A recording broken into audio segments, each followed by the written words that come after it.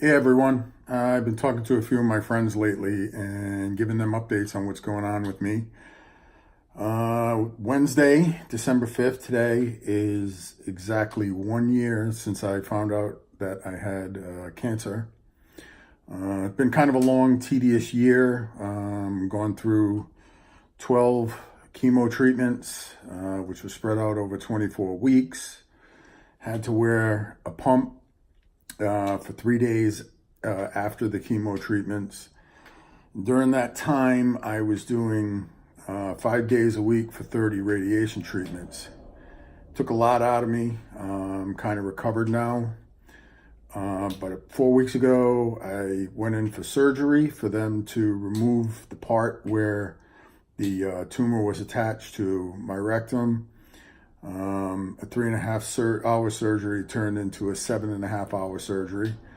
I had 3 surgeons working on me. What had happened was, because male pelvises are so small, it's kind of tight. It's not like a woman's pelvis, which is a little bit wider where they can get their hands down in there. And plus me being 6'5" and my pelvis being deeper, where he had cut, he wasn't sure if he had gone far enough down to get the area where the tumor was.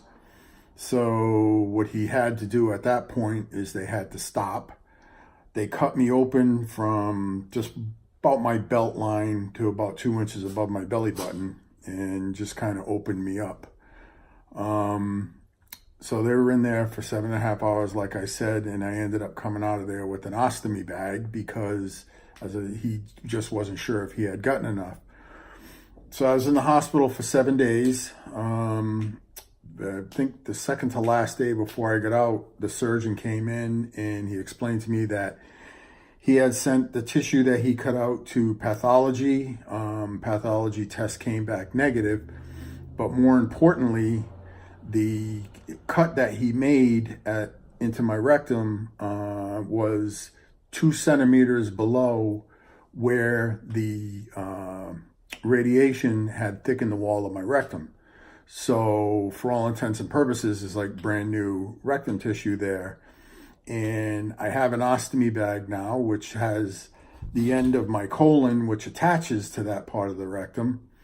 And it's sticking through my belly, of course, and I have a bag. And all they're going to do in 4 weeks is pull that back in and reattach it to my rectum and reverse this, and I won't have to wear a bag anymore, which is, it's awesome. This surgeon he's a young one. He's a good guy. I love him to death. I trust him with my life. He's honest with me. He felt bad that he had to do the bag because I really didn't want to, and I was kind of heartbroken when I found out. I guess I was in either the recovery room or my room, and I heard Deidre talking to him, and I heard him say something about the bag, and I guess I was still under. I still was under some sort of anesthesia, and I had asked Deidre. I said bag, and she said yes, and I went fuck, because it just wasn't something I was prepared for mentally. I'm kind of battling through it. I have a friend, Dave, who has had one for a long time, and he's helped me an awful lot to understand what's going on. I've also found out through this process that there are things that you should eat and that you shouldn't eat because of how it comes out. And I gotta wait probably like another 4 weeks or so, and hopefully once all this muscle adheres and reattaches and all the incisions heal, I'll be doing better. I'm back to work. I was back to work a week after I got out of the hospital. Right after Thanksgiving, I went back to work. I didn't really have to because I had short-term disability, but to sit at home is just too much because all you do is lay down because it's so uncomfortable to sit. But now that I'm healing up better, I feel a lot better going to work, and that's about it. And, I talked to a friend of mine, Dave, up in Rhode Island, and Dave will be starting chemo treatments here pretty soon. He has a cancer issue of his own going on, and You know, my heart goes out to him. Linda has a nephew, Kenny. Kenny's a young man who is now going through chemo himself. And I think about these people every day. It's really hard for me not to. I guess once you go through this, you become aware of people and their ills, and you just can't do anything to help them.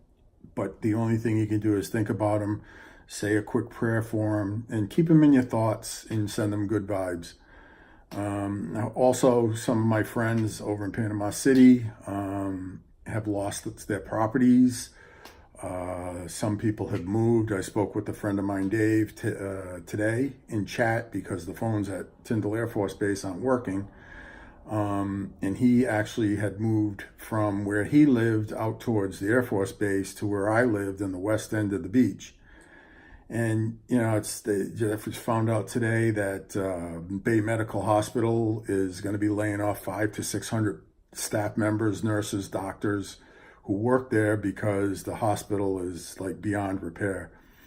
So the only thing I can ask is that, you know, you keep all these people in your thoughts. Think about the people who are hurting out there, because even though you might not be able to do anything or physically or verbally give them comfort, just thinking about them, they know. Trust me. I knew all my friends were thinking about me. I knew who was praying for me. I know that keeping people in your thoughts keeps them in a positive state of mind. So that's all. I just figured I'd give you all an update. I haven't talked to Gene or Ricky or Fern, which is coincidence with Gene and Fern. Their daughter was actually my first nurse at Baptist Hospital in Gulf Breeze, which was kind of a surprise. But the staff over there, the nurses were awesome. The techs were awesome. And they just took care of me. And I don't think it's just took care of me personally, but how they take care of patients there is amazing. So anyway, I just want to let you all know I'm doing good. And hopefully the beginning of next year, I'll be physically back to normal and cancer free. So y'all have a good holiday. I'm thinking about a lot of you all the time. I hope you're thinking about me. So y'all take care.